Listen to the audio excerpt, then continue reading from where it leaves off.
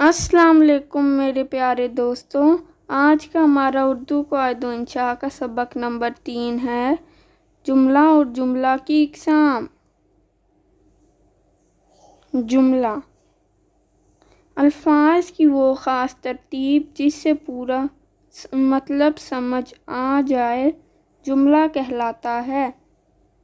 मिसाल, पाकिस्तान एक इस्लामी रियासत है। साफ़ पानी अच्छी सेहत के लिए ज़रूरी है।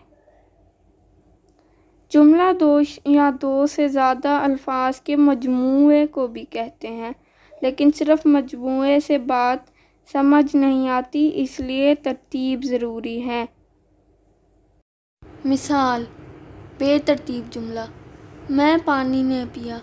इस जुमले में अल्फाज का मजमूआ तो है मगर तरतीब नहीं, इस तरह बात पूरी तरह समझ नहीं आ सकती। बातरतीब जुमला, मैंने पानी पिया।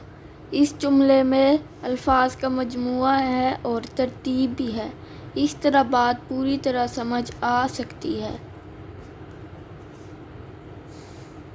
अगले सबक में हम जुमला की इक़साम पढ़ेंगे।